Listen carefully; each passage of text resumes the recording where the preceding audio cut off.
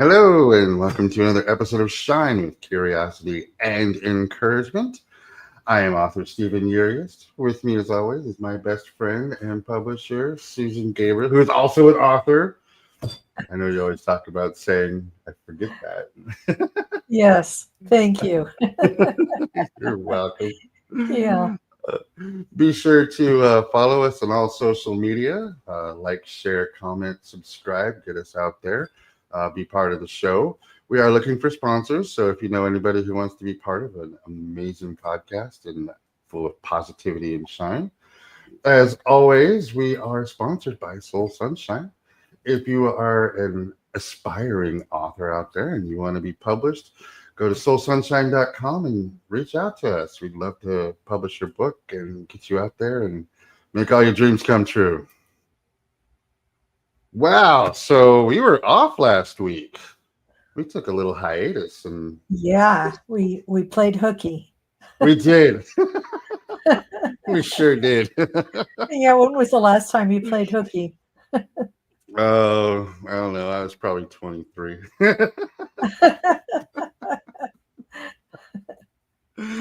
Oh, good times, good times. Yeah, no, we our guest was like, I can only record right now, and it was like 4 o'clock in the afternoon. And we're like, dude, we can't right now. And Sunday came, and we are like, you know what? Let's just take a week off and have some fun and relax. And tomorrow is now Labor Day, of course, so we'll have that day off. But here we are, Sunday evening. Mm-hmm. Yep. Any news to share? Well, we've always got new books coming out. We've always got new opportunities for authors to become better known and to promote their work. And you, I know, have been working really hard to learn how to do animations. Mm-hmm. And I've seen some of your work now on Facebook posted, and it's phenomenal. And I really think authors, especially the authors of children's books, need to really consider this because, we are not charging that much for it. We want to get this concept out there. We want to see books animated, and I really think it's a good way for authors, like I said, to get the message of their book out there, so kids especially will be drawn to it. Oh, absolutely. And in this day and age of modern technology, Mm-hmm. being able to go to YouTube or an app or a website to watch your book, to play with your characters, to bring them to life off the page is where it's going in the future. I mean, we are going into a digital world. Yes, it becomes more and more so. Well, they say, what was it? Terminator.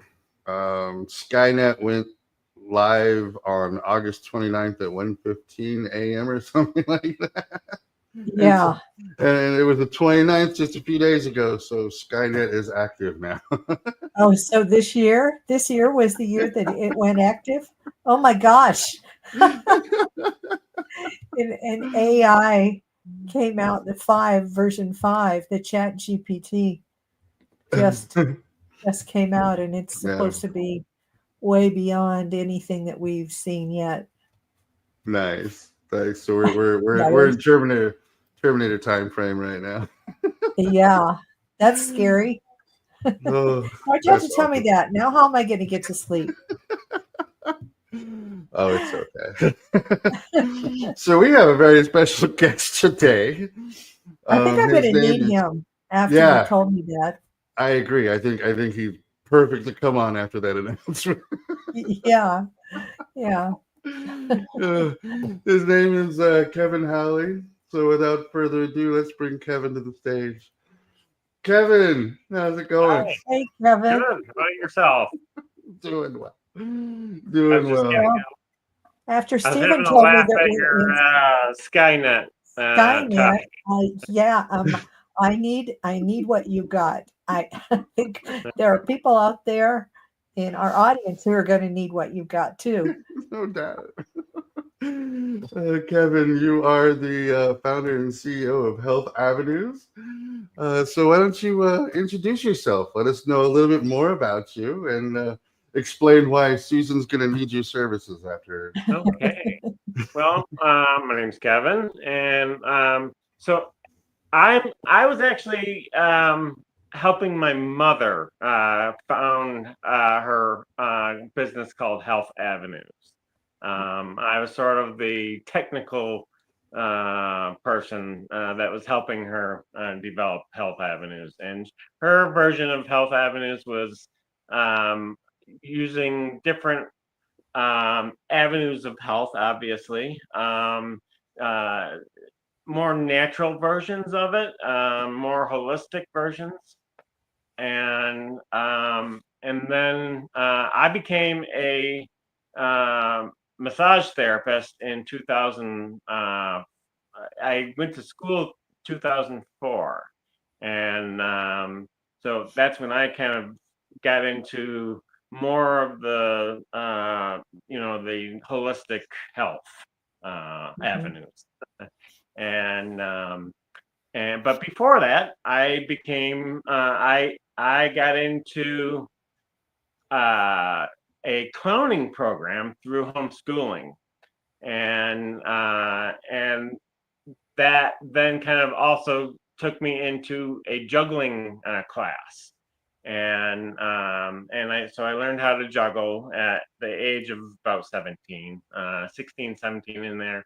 And then I went to the clown camp program at the University of Wisconsin-La Crosse. And that kind of led me into a whole other rabbit hole. And that they taught us how to do different things in cloning. Cloning is very different than a lot of people have the idea of.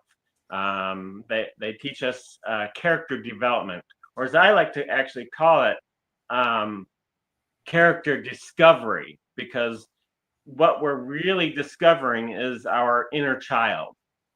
And I was still somewhat in my childhood at that point, but it was kind of bringing that inner person out of us, and being able to let go and be goofy again, and be, develop, find our clown walk, our clown posture, our whole character is coming out of us, and we're expressing that. And so as I got into that, I did that for about 10 years. I was invited to do a lot of different types of events around the Detroit area. Nice. And including the Royal Hannaford Circus. And I've also performed in the Shrine Circus as well. Very nice. So I've got some experience, and I've done library programs and school programs. And what I did was I would go into the schools and libraries and show them how accessible juggling is. That if you pick up a book and you start practicing how to juggle, you can actually learn it. It's not really all that hard, but it takes, like most anything, it takes time and persistence to practice. And so as I developed my character over time, I was able to go into different events, and I would teach people just randomly how to juggle. They would come up to me and say, "Hey, look, I'm going to show you how I can juggle." And yeah, sometimes it was actually decent juggling. Other times, it was not quite so much juggling. Yeah, not so much. And so I would just kind of say, well, let me show you kind of what you can work on this, with. And so I would show them the steps on how to juggle. And so that's kind of where my program Toss, Catch, Heal comes into play. Nice. And but that's not till later. Coming back into the massage therapy line of work, I went into school at the Ann Arbor Institute of Massage Therapy, and I went through a full year with that program and learning anatomy, physiology, and so on, and just a whole lot of different things, even the psychological end of it. I mean, we were dealing with a lot of people with, different issues. And we sometimes call it the issues in our tissues. And because stress really does develop in our tissues. Oh, absolutely. And, Yes. With your clown development, is there do you have like an outfit that you put all together for it? Do you have makeup that you put on for it, things like that? Because I know in this day and age, there's a lot of negative connotation for clowns, primarily due to horror movies. Right. And people's fear of clowns. Yeah, that's definitely an issue, and I've always tried to be an advocate for, trying to show people, hey, I'm not so bad. I'm just, a different. I'm a human being with, a kind of a cartoon character like character. Yeah, and I mean, that's really all a clown is a cartoon character. Right. It's acting really in a lot of ways. Well, Only in your case, it's not so much because you're acting, but you're acting more like yourself. Exactly. And that's really the point of it. It's it's a different kind of acting. I actually have a cousin who is an actress, and so she's played different roles, and she does actually some educational programs herself, and with schools and different programs, and does a reading program, and so we have that connection, and she's actually hired me on a few occasions as well. So, but coming back to the, I kind of forgot the question. Yeah, we were talking about people being afraid of clowns. Right. And so I've been trying to advocate being, a friendly person, a friendly character. And I used to apply all of the makeup on the traditional level. So clown makeup is not a mask. Clown makeup is actually a way to highlight our facial expressions from the back of the theater. So let's say you're in a theater or a circus arena and you're got the nosebleed seats. You're not going to be able to see my face like this very well. And so if I highlight it with white, and so my type of character is called a goose character. And so I have basically flesh color all around except for around the eyes and the mouth. And so that actually highlights those expressions. You might, I had eyebrows that were a little higher than my own. And then I had rosy cheeks with some freckles on it, and a black lip, and it just was able to bring those expressions out from those nosebleed seats. So that's where makeup actually kind of plays a role. Yeah. You can go ahead. I was going to say, do you feel like the clowning, is that therapeutic? It is very therapeutic. In what way? So I got started doing cloning as a community service thing to get my community service credits because I started homeschooling at the age of 13, and so I didn't get into the cloning exactly until I was like around 16, 17 ish. And then I really got into it by age 18. Mm-hmm. And so I was doing, like I said, community service credits for schooling so that I could graduate. And so I would do nursing homes and hospital visits, and also like charities like the March of Dimes Mm-hmm. types of things. So Nice.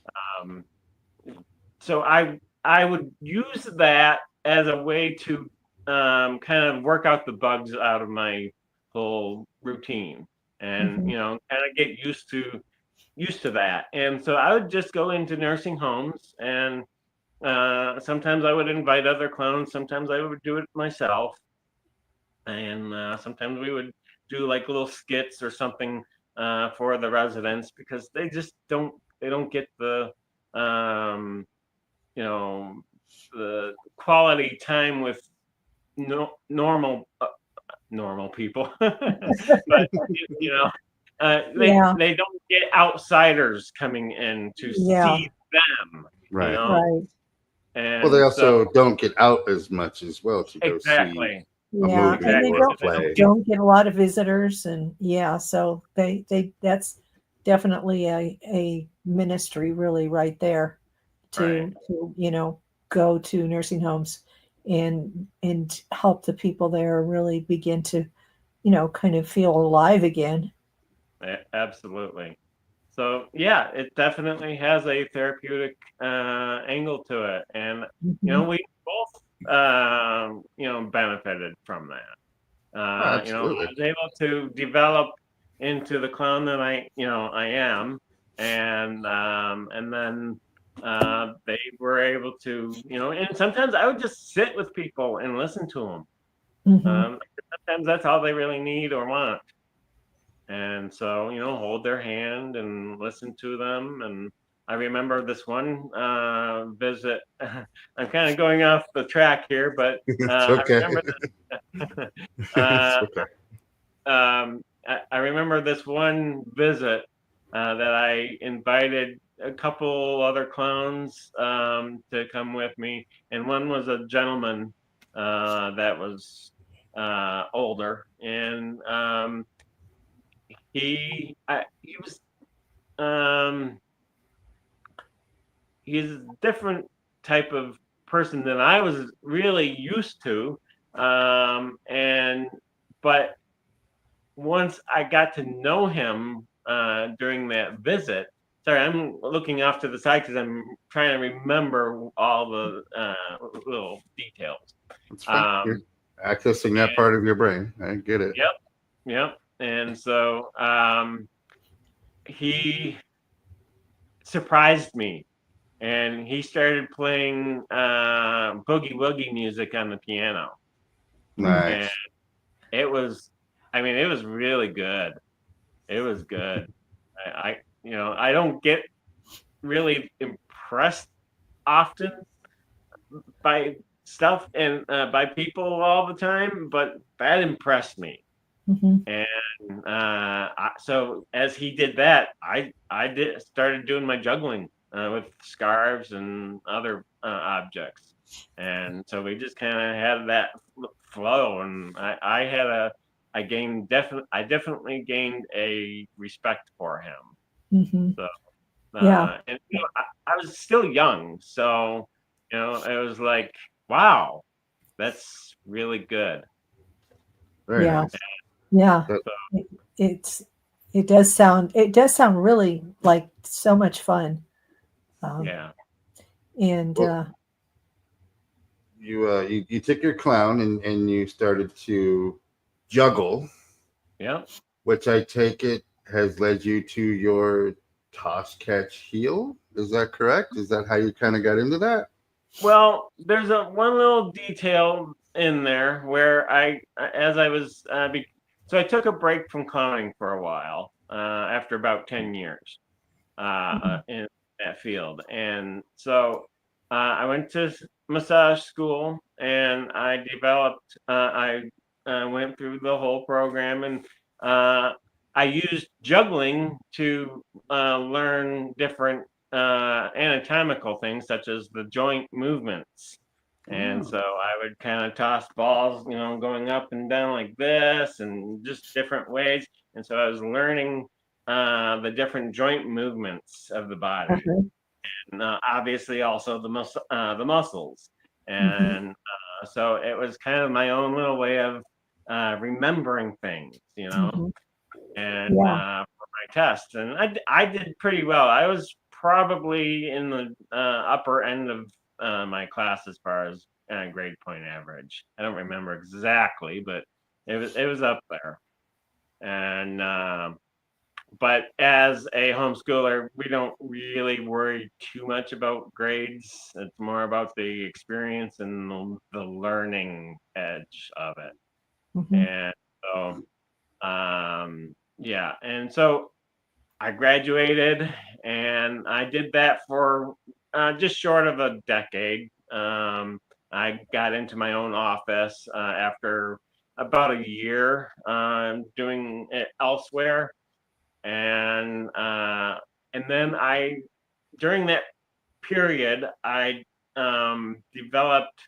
Um, I was thinking, how can I use juggling as a type of physical therapy? Because we had Mhm. learned different, um, sort of like movement exercises to retrain the brain. Because sometimes people might come to us to, um, that have different mobility issues, Mhm. and so being able to use a movement like that, retraining, how to even just toss a ball up in the air, and I saw the benefit of those movements.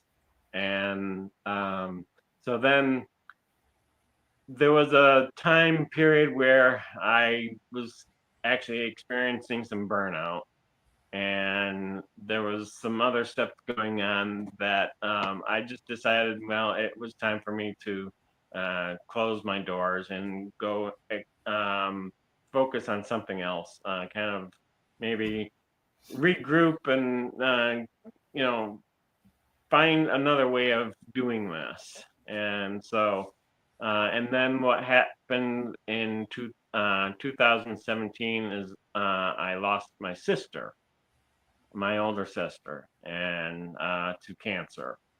Mhm. And then we were grieving about her. And then in 2019, I lost my dad. Uh, and then this was like right before the whole, world went into lockdown pretty much. right. And and then I lost my mom in 2020. Mm. And so it hit me very hard. And then my brother was wanting to basically force me out of my house, and sell it. And I didn't really want to do that. It was my parents' house. I lived there with them. Mhm. And um, so I had my issues with my brother, that family stuff when, someone dies, Yeah. that thing. So um, I was going through so much already, and just piling that on top of me, it was just too much. Mhm. And so I stayed in the house another year, and then I had to move out, and it was just really a lot to put on me. I think I was very resilient, but it was a big toll on me. Mhm. And There's a lot of trauma there that happened all Yeah. back to back to back to back. And, Yeah. yeah, Yeah.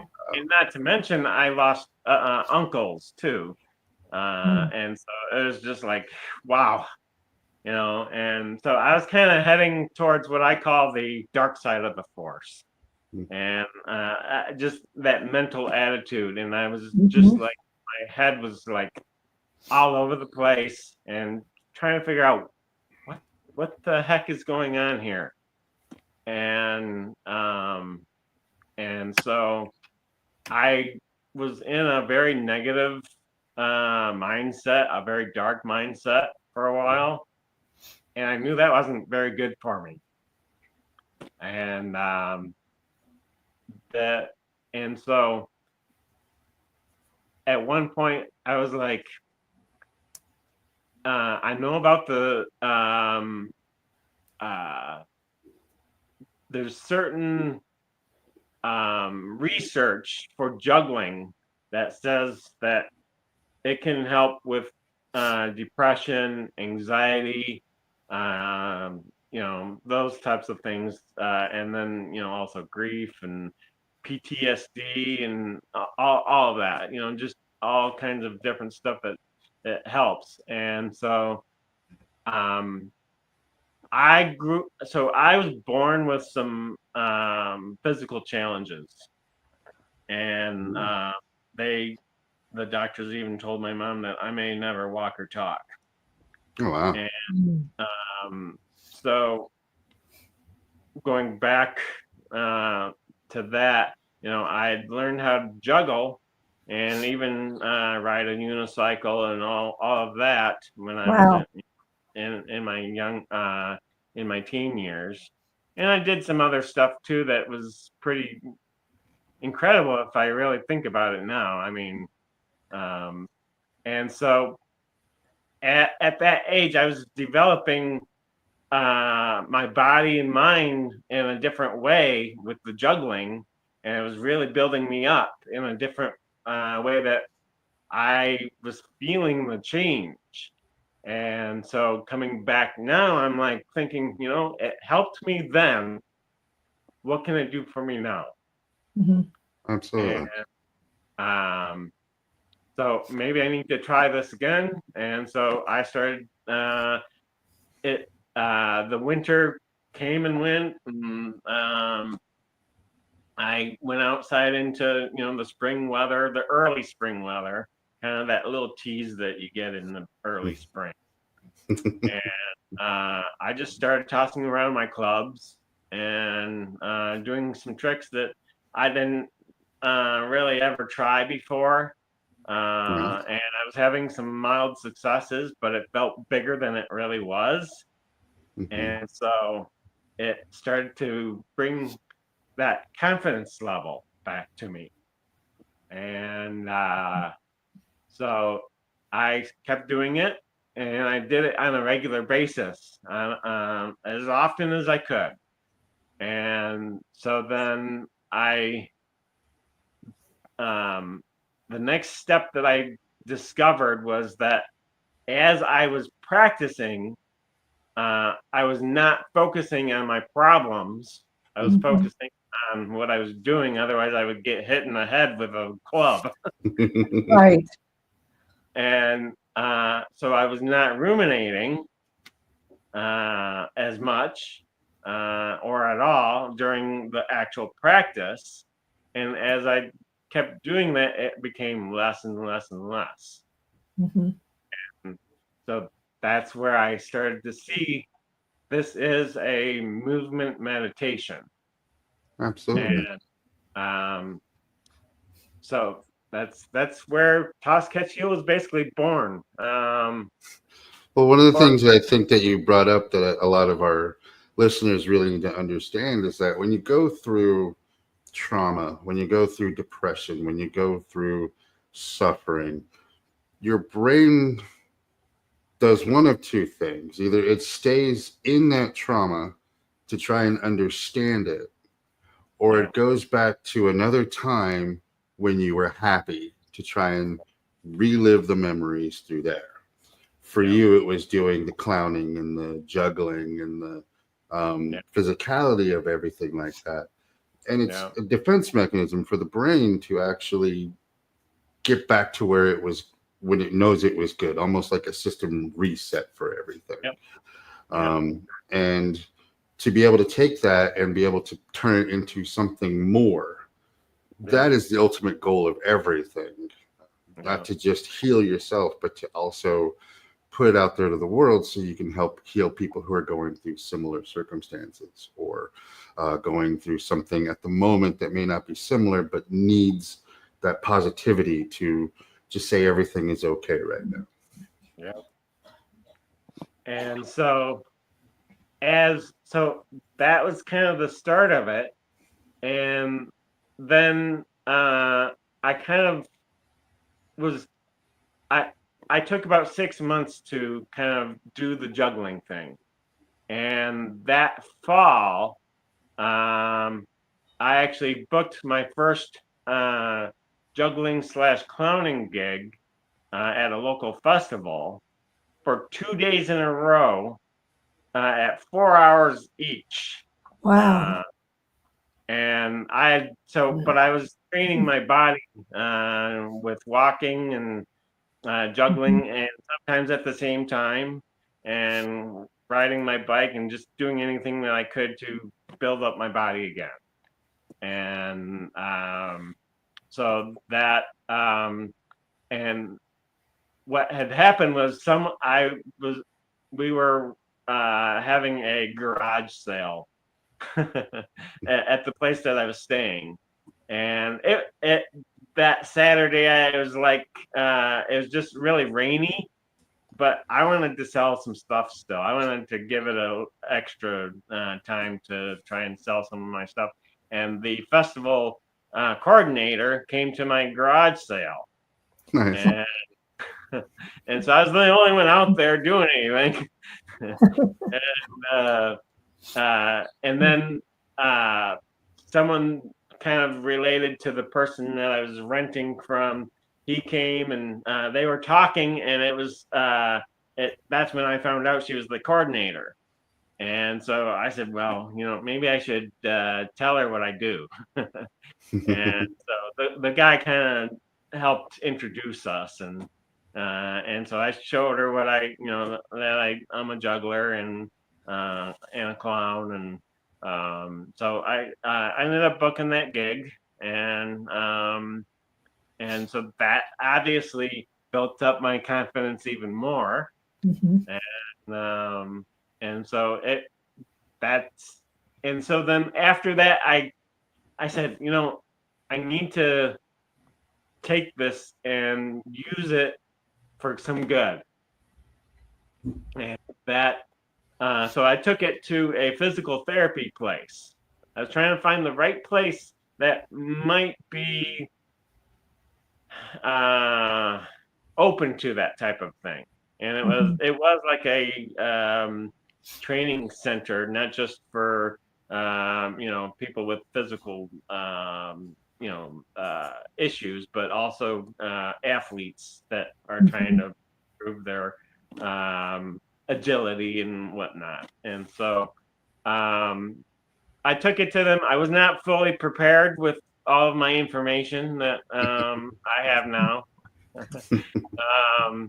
And I realized that as I was going through the interview with the guy and the meeting, and they just decided that it wasn't for them, and so I just said okay, and so I left, and I'm like, okay, I gotta regroup, I gotta start doing my research, and so I dug deep, and I kind of started finding more information about this and how it even relates to EMDR and bilateral stimulation. So, eye movement desensitization and reprocessing, and bilateral stimulation. And so it's that same action, only in a playful manner, where it's moving the eyes. So you are tracking the balls going across the midline of the body. And as you're doing that, you're doing these motions. And so it's training both sides of the brain to coordinate with each other. Mm-hmm. And also with the EMDR, as you probably know, that touches on all the same areas that depression and anxiety basically take home in, right? Mm-hmm. So, yeah, that's kind of where I went from there, and I was like talking to AI and Skynet. Yeah. ChatGPT and other models that I was kind of working with, and trying to write my own websites and build up different videos. And so I was trying to come up with names of videos for YouTube, and I was asking ChatGPT, okay, well, what are some good names? And it brought up a list of names, and one of them was Toss, Catch, Heel, as I gave it the details of what the video is all about. And so I chose that one, and it just fits to a T. Did you name your AI? So I developed my own AI through the Facebook Messenger, and that wasn't till maybe a little bit later, but that one's called Health Avenues. And I just figured, hey, why not? Yeah. Yep. And so, yeah, I've been just working on it. And then what happened was I went into, I was kind of moderating a Facebook group for clowns at the time, just for fun, and kind of have some interaction with people and stuff like that within the clowning community. And a gentleman kind of came up and posted a message saying that he wanted to become a clown. And I said back to him, you already are, you just haven't had the training for it. That you have your inner child that is your clown. You just gotta discover it. Yeah. And he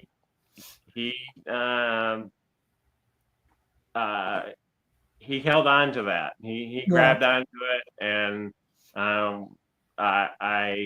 we started talking, and I taught him how to do the juggling over, like, let's say, I'm gonna say about 6 months to a year that I was really working with him, and he's still learning, but he's got the general idea of it. He's able to do 3 balls. It's just not as steady as mine. I call myself Chief Ball Dropper. So I made a living off of dropping the ball plenty. So yeah. So let's do an experiment, and let's see. You can tell me if this makes sense or not. Let's see if you can help Stephen and I come up with our inner clown. How would you go about doing that? So you would do a clown walk. So you would kind of get up out of your chairs, and you would just kind of loosen up a little bit, roll your shoulders, and just kind of start to maybe wiggle your arms around a little bit, and you just want to really kind of bring that character out of you by doing different postures while you're walking around, and you might react to something moving across the room. Right, Yeah. right. Yeah. Everything is something like definitely that. So you want to kind of overemphasized. yeah, exactly. You Yeah. want to Yeah. It's large movements. Mhm. exactly. Think of how Buster Keaton. Obviously, Buster's a little more stone faced, but you got Charlie Chaplin, and you got my favorites, Laurel and Hardy, people like that. Yeah. I grew up with Bozo. Yeah, I actually hold on one second. my sister went to a show with Bozo and got a autograph. Wow. Nice. That's very cool. So I keep that in my kitchen now. How about Captain Kangaroo? I used to watch Captain Kangaroo a little bit. I also liked Mr. Dress Up and Mr. Rogers, things of that sort. Yeah. But And I Mr. think I Bean probably is did. definitely a clown, Mr. Bean. Yeah. Yeah. I love Yeah. Mr. B. So, Yeah. He's there's something about that. There's something about seeing a person being so free of concern over what people think of them, Yeah. And I've gone through those stages where being shy or whatever, but for the most part, I've never really been all that shy. But I've been made fun of in my early days, and even really now on occasion. But it's people. And now I realize, it's really about projecting their own fears. Right. Yeah. So it's their issue. It's their junk. Yes, it is. When you can embrace yourself and who you are, it doesn't matter what anybody else thinks or says about you. Right. You just you release this aura in a completely different way, because I was there with you. Insecurities, thinking the worst things about myself, and thinking that the world is making fun of me, or thinking that somebody doesn't like me, or thinking that I messed up on this or messed up on that. And it really does a number for you until you get to that point where you're like, you know what? Screw it, because I can't say what I really want to say in there. And I'm a geek, and I have embraced geek culture since I was little. And now, whenever I walk into Publix or walk into a store that has those automatic door openers, I'm using the force to open the door. and people will look at me and they'll smile, and I'll smile back. Yeah, just one. Oh, you will open. Exactly. And what I've come to find out is that a lot of people want permission to be able to act that way. Like, oh, if that guy can do it and he's making it look fun, I want to do that too. And I'll start seeing people start using the force to open doors as well, and just having good times. Yeah, definitely.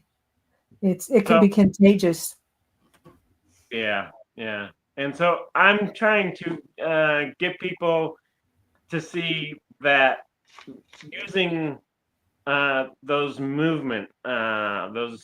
rhythmic movements to kind of release and really kind of rewire the brain. And I think some people may have a thing about, oh, I don't really need my brain rewired, but this isn't like, the typical, like, let's say, hypnotherapy type of things or whatever. This is really on a different level where you're in control, and yet at the same time it's rewiring that brain to function on a different level than you're used to. And it's I like to kind of call it defragging the hard drive. Yeah, right. Definitely. And so it's defragging that hard drive, moving the different bits of information here Little and there to pieces. make it Uh-huh. more compact, more Mhm. readily available, Mhm. right? And so that's really how I see it. And it's, growing new gray matter, that neuroplasticity. Uh-huh. And um, and like I said, even the dopamine release that I Hmm. originally, noticed with Mhm. learning, getting back into the juggling. I juggled a little bit here and there, but I wasn't doing some stuff that I was getting into some stuff that I didn't normally do, and so it was really um, like rewiring my brain, and it was Mhm. giving me that dopamine release, giving that confidence level. And this would really be a really good thing for people with Parkinson's disease, since they're lacking those receptors of the Mhm. dopamine receptors. Right. Uh, and so I see this as a huge potential for a lot of different people. I really kind of want to focus to start on people with anxiety and depression, because that's really where kind of the main research has led to so far. But Mhm. there's a lot of potential with this. Well, you mentioned the Parkinson's thing and the way their brains are lacking in the ability to, I think, absorb dopamine or Yeah, retain it in the brain, and they lose it. Okay, well, there, of course, they have movement issues too. How are they going to juggle, or how are they going to learn, so interact, or integrate movement into that? right. It would really take a very slow process of step by step, Mm-hmm. one little movement at a time. And Mm-hmm. I know how to break things down into I like to relate it to the Kaizen method, the Japanese Kaizen, Mm-hmm. uh, and just really breaking it down to almost the molecular level of steps. Okay. And Simplicity. yeah, the very, the simplicity, toss it up, even let it Mm-hmm. drop. So one of my main things is I like to teach people how to drop the ball first, because people think, oh, I gotta catch the ball, oh, what if I don't catch it, oh no, I didn't catch it. And I'm like, I drop the ball all the time. That's really what it's all about, is dropping the ball. It's whether or not you pick it up or catch it. That's a That's what metaphor right juggling there. is. Dropping it, you're tossing it up and letting it drop. And if you manage to let it drop into your hand through plenty of training and practice, uh, that's really what juggling is a lot of dropping the ball. And so, chief ball dropper. There's there's there's definitely Yeah, a that makes metaphor there. sense. Yeah. Like no matter how many times you drop the ball, it's picking it back up, right? Yep, exactly. That's really like the philosophy, a life philosophy. You keep dropping the ball, you got to pick it back up. That's what, Mhm. and that's sort of part of the other, I would say, the psychological part of juggling. It's not just, Mhm. tossing the balls back and forth and dropping them and whatnot, but it's Mhm. noticing where you're at. How do you feel while you're doing it? Forget Mhm. all the stuff that you're going through for the time being. You can work on that later. Mhm. Mhm. Uh, how do you feel, doing this action now? And does it make you feel any different than what the other stuff made you feel? And then go from there. Makes I mean, total sense. where it comes from. So Now, just out of curiosity, do you have any animals? I used to have plenty of animals. I used to raise rabbits as a teenager. I've had dogs, cat, like different dogs at different times. I've fostered dogs and other animals, even wild animals. Wow. I did 4-H Oh, wow. rabbit shows, and my sister was doing, when she was a teenager, she she did the horses, and we didn't have a horse. She had to kind of borrow a horse. That's a whole other story. I was just thinking that because I saw a video of you with the scarves, but I've got cats, and I know if I started tossing up scarves, that they'd start going after the scarves. That would add an element of challenge, an I can extra visualize element of challenge. Yeah, No yeah. doubt. You'll have to train them to bring it back to you. Oh Yeah. no, they're not trainable. They're not. Oh, Trainable. yes, they are. I actually trained a cat once. So as a Maybe your cat, but my cats are not. I had a little Maltese dog and also a mutt too. But I trained the dog how to jump through a hoop, and Nice. I did a clown show. I did a clown show with a big audience. I did this on a stage. First I took it to the nursing homes to do it, just to get her used to the people. And then and just the whole experience of it. And then I took it, and there was a clown show that we did for a library book sale, and it kind of went coincided with those two things, and so then later on, my brother had sent us, had hooked us up with this cat that he was trying to help, and the cat just had a lot of health problems, and but we kind of knew how to handle some of those problems, but it didn't really quite work that way. But this cat was very intelligent, very sweet, but he had some health issues with keeping the stuff inside him. I'll just put it that way. Yeah, got it. We got it. But he was very intelligent, and I had these little stools that just as they have in the circus for the cats to jump from one stool to the other. Right. And so I taught him to do that, and going through a hoop, and so yeah, he did it. So cats are very trainable. You just got to know. You got to have the time to do it too. Yeah. I had plenty of time at that particular time. So. Yeah, I used to be a dog trainer, and so yeah, it was a lot of fun. And I had one dog was very smart, and I could teach him go through hoops and dance with me and all of that kind of thing. Right. And then I learned how to teach him how to, quote, tell colors, how to identify colors. Wow.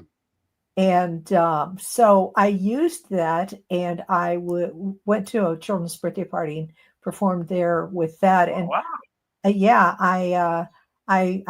did his whole little routine of, how he could tell time, how he could tell, he could predict the weather. He could even do math. Okay. And so I had everything was color coded. And dogs can't see red. They can see yellow, and they can see blue. So I taught him basically to identify yellow and to go over and put his nose on anything that was yellow when I gave him a command. And so I would do math. The math problem would be, what's 50 minus 47?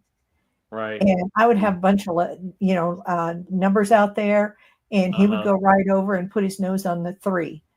Okay. Because it was yellow, of course. But and I did all of this, and I said, "What's the weather going to be like tomorrow?" And of course, I live in Texas, so there's only one thing that was going to be in the summer, and it was hot. So hot was in yellow. The H was yellow. So but it was really fun to create that kind of show and atmosphere, and Right. use my dog in a way that was entertaining for other Yeah. people. And Yeah. and I liked the trickery part too. That was fun. You never told me that story before, Susan. That's awesome. Yeah, it was a My blast. It was fun. Yeah, my Maltese dog, those little dogs. They're Yeah. like just really a big dog wrapped in a little package. And Yes. uh and so she was larger than life, and she loved the limelight. And Oh, I wouldn't have done the show with her if I didn't think she couldn't handle it. yeah. Right. And so I took her on stage, and I would kind of take her through the whole routine of what we did, and but she went out at the edge of the stage to make sure people were watching. Oh, that's cute. That's Yeah. really cute. Yeah. Yeah. It She's like, "Are you guys watching? yeah. You better be watching." That's Yeah. awesome. Some dogs they really can get into that, or they like to perform. Yeah. And Joey was I had 4 dogs, but Joey was my performer. And Okay. he would do anything for treats. He was just treat minded. And so that was Yeah. easy. You get an animal that's, motivated by treats, then Right. you got it made. Yeah. Yeah. That's awesome. That is awesome. So you have been on the podcast circuit as of late, going on a bunch of different podcasts. Yeah, I've done a few. Yeah. Probably one of my favorites. I did one with Russell Tellep, and I would say I probably did my best on that particular one. And I had kind of, I had to kind of learn how to do this interaction, because I'm not used to this. I'm used to more of a face-to-face, eye-to-eye type of thing with people as a Uh-huh. clown. So this is still, although I've been online a lot with people, just that interaction is still new to me. And Yeah. I hadn't done that type of thing until really recently. So Yeah.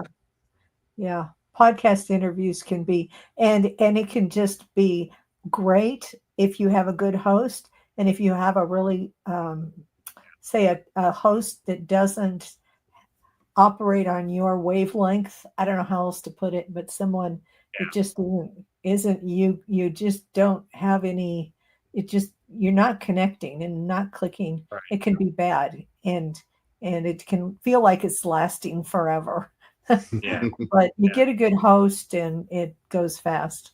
And I was very fortunate. My first interview was with, so I've been part of this group called, oh no, I guess the memory going, the healing space. And Mhm. and so I've been part of our group for maybe a couple of years, even before I kind of got, I was kind of still in my dark dark side of the forest rut, and just kind of experiencing that negative mindset, I guess you'd say it. I have a certain philosophy that kind of goes with that whole negative positive thing. Um, I don't quite see it like a lot of people do. I have a philosophy that I call the theory of negativity, and it's not negativity is not always bad, and positivity is not always good. And you can have toxic positivity, and you can have negativity that can bring you can kind of direct you in a positive direction. If you're trying to how do I want to put it? Well, it's kind of like yin and yang.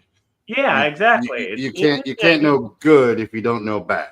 Exactly, and each one has the little seed of the other, right? Within the other half of it. Right. Exactly. And there's also the that what is it? The Taoist philosophy, the story of the Chinese farmer. Have you heard that one? No. No. What's that one? Alan Watts has a really neat version of it that is recorded with his voice on YouTube. I could probably send it to you. And it basically says that things are so complex between the positive and the negative of events that happen to you that you don't really know whether something is going to bring you, bad luck or good luck, or how it's going to end at a certain point, because the negative can send you on a certain course that could lead to something positive that happens. Right. Just like That's right. toss catch eel. I had to go through the negative part in order to discover the toss catch eel. Yeah. And so, yeah, definitely. Absolutely. When we have time again, we can talk more about that. But we have come up against our time here. Okay. Before we go, is there anything you wish to share about a time? Oh, wait, sorry, wrong question there. Anything you wish to share about upcoming, where people can find you? Right. I would like to invite people to go to my website. It's Health Avenues. That's with a S at the end. All one word, healthavenues.com. And it'll actually take you right to my main page, coach.healthavenues. And then there will be a link that says toss catch heel. I also have a sort of like the other angle to toss catch heel, which is focused on motion, and that's on the same page. The links will be on there, and they can kind of learn about my two different programs. Focused on motion is basically handling more of the athletes that need to be have training for resilience and agility and things of that sort, and kind of get their head straight and the focus and everything. And or it might be for people with neurodivergent thinkers and creative people and students that need to focus, just like I did in massage school. I was able to, if I was able to do a little juggling and then kind of go back to my studies, it helped me focus more. And so, it's those two things kind of go hand in hand, like yin and yang. So, so all right, that's. I love it. I love it. I'm working on things all the time. I have my one student that he's becoming a clown now, and he's becoming a very good clown. For the little experience that he has, he just really started working on his makeup more on his own. and it Mhm. really looks good. Yeah, that's I'm great. impressed. Yeah, And we've done that a must couple be gigs fun. together, Yeah, and he was able to. He did very well for his first gig. I was just highly impressed by him. yeah, So that must be a lot of fun being a mentor, to other people and bringing them along. I think that's really cool. I was able So, to pass that on from yeah, my experience right, being mentored. So yeah. yeah. Definitely. So And anyway, so but we if will people add. want to sign up for my program, I right now I'm basically doing uh, all live one-on-one sessions Okay, with people, just so that I can kind of get a kind of guide them in the right mhm. direction that they need to go. Okay, so Uh, you do live, but do you do virtual yeah, in in well, that yeah, type of it's live? a virtual live one-on-one, Okay, so that I can right. do in person, but I find that's where the my interaction with him he was kind of my practice person of Yeah, doing it online, and because I where wasn't are sure if I you? would be able to do that. Yeah, where are you located? What I'm in city? the Detroit area, so Okay. between Detroit and Ann Arbor. Uh-huh. Okay. Yeah, Yeah. very Well, we're nice. going to put all of that information with your YouTube with this when we post it, so Okay. people will have the opportunity to get in touch with you, that way, and Right. we'll put all that information in there, all the Right. links. Right. And Absolutely. And I'll give you my my account for Instagram.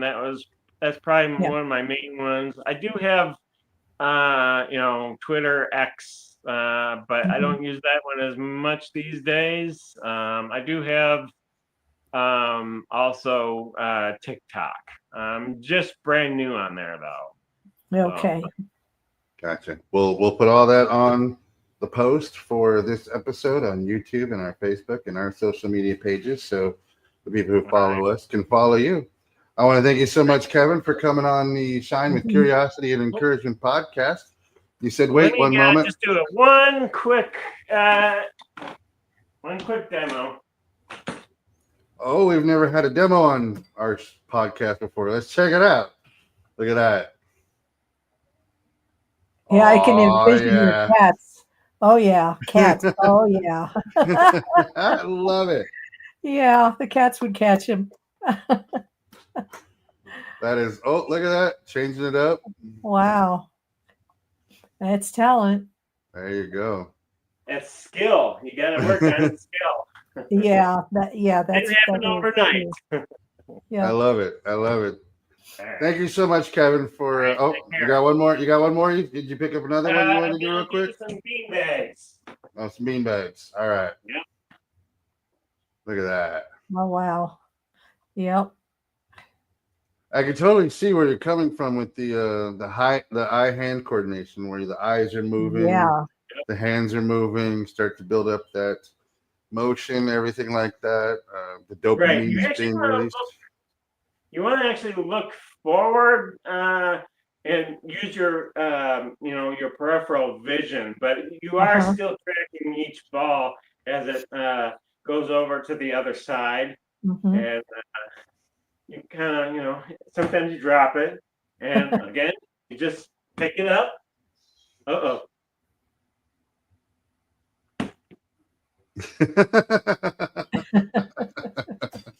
There you go.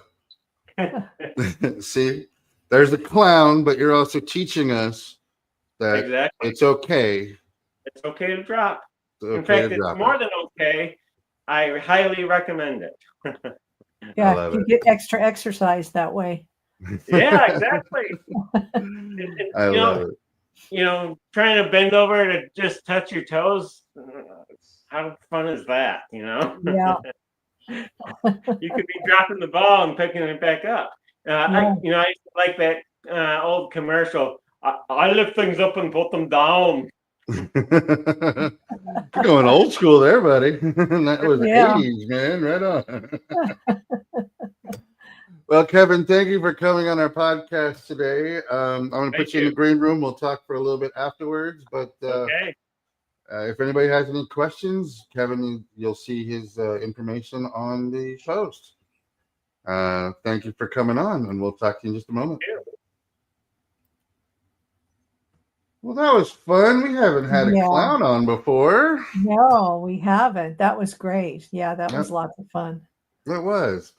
We wanted to get into a little bit more because it actually is leading into mental health and what he's dealing with there, and using the motions of juggling and putting your brain to work and function there to help get over anxiety, depression, things like that. Yeah. And I mean, I can see new ways of physical therapy for people. Definitely, rehabilitation. I mean, right. Getting those muscles to start, working and moving again. It's right. a fantastic thing for him to do. I hope you guys reach out to him and just check out his program because it's really, really cool. Yeah. All right. Well, it is Labor Day weekend. Yeah. Do you have any plans for tomorrow? To not labor.